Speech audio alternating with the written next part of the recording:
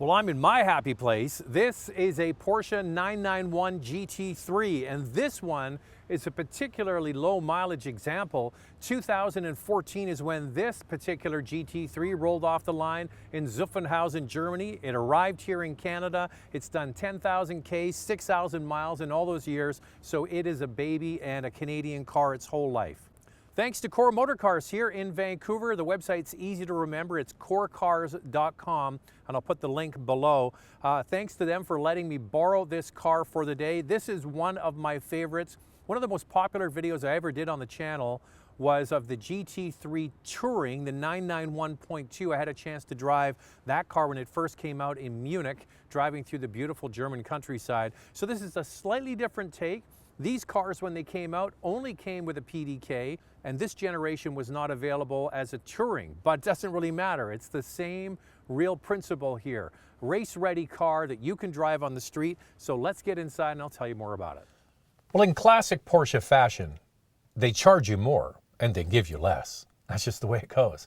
Now, granted, you get a great engine in the back with almost 500 horsepower pushing this race-ready car down the road, but you give up what's called the PCM, the Porsche Communications Management, or in regular speak, the radio, and you get rid of the rear seats. So that's how the GT3 was configured, a lightweight, race-ready car, all of this to save weight, and then you add in what you want. And if you want the PCM, the radio, you got to pay for it. And the owner of this car actually did that. In fact, went to the next level and added in the full leather interior. So the seats come with Alcantara. You can see the GT3 embossing on the headrest here, but all of the dash, the doors, all of the other surfaces are covered with leather. You also get an Alcantara steering wheel, beautifully finished on the inside, but not too different from every other 911 of this era. Now, the original owner of this car opted to get the 90-liter fuel tank for long-range cruising and a heated front seat package. Also, the Porsche dynamic lighting system, which I encourage anybody of any Porsche, if you're going to buy a car, is to invest in the dynamic lighting system. It makes all the difference in the world. So the seats are beautifully covered, but they're really not that different than you would get in a Carrera S, for example. Now, what you do notice as soon as you start this thing up is it has a unique sound.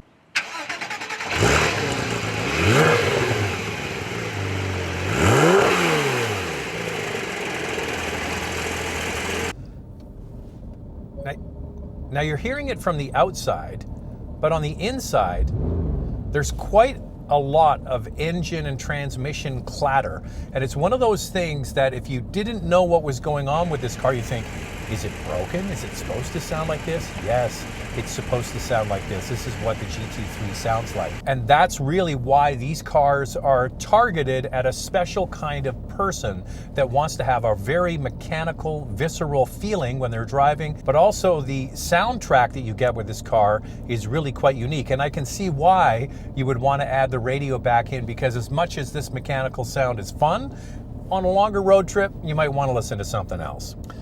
So as we get going, this car has one great feature that the original owner purchased, and that is the ability of the front suspension to raise and lower to go over bumps. And with the big chin spoiler that's just been replaced on this car, it's going to get scratched from time to time. Good thing is you can order that separately. This one's brand new, but you know, I'm not going to scratch it today, so I'm glad it has the lift for going over any bumps like going into a driveway. Let's get at it. Launch control activated. Woo! Now, not ideal conditions for launch control because it's been wet out here. The tire's a little bit wet. How does that sound?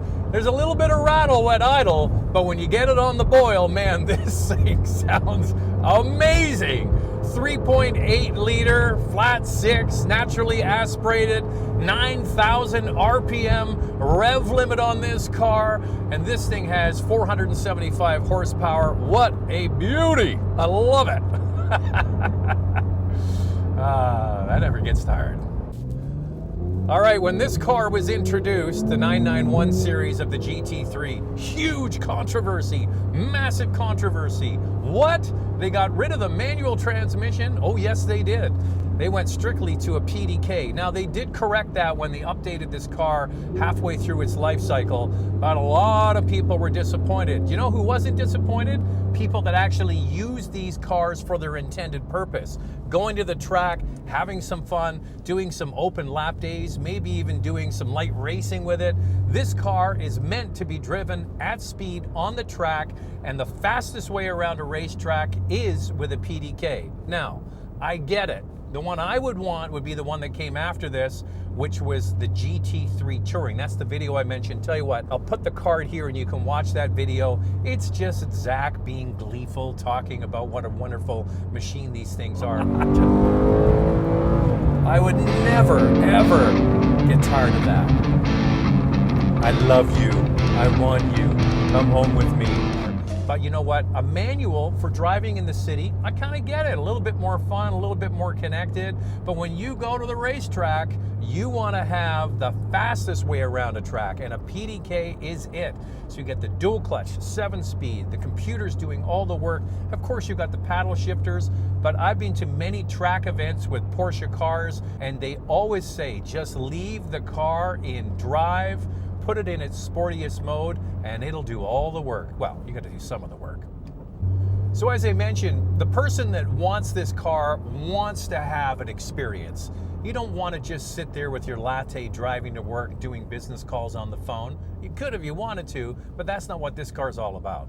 If you want that experience and you want a fast car, the 911 Turbo is really quite posh for a very fast car. This one lets you know you're driving something unique and special. Okay, here's the thing with this engine. 4,000, 5,000, 6,000, 7,000, and that's like, oh no, you want more? I'll give you more. 8,000, 9,000, and then you shift. It's that beautiful soundtrack. Isn't that spectacular? That's what you're paying for, plus all the go. It's a rear-wheel drive only car, and when you marry that with the Sport PDK, watch this, 3rd gear, down to 2nd gear. See how quick that was?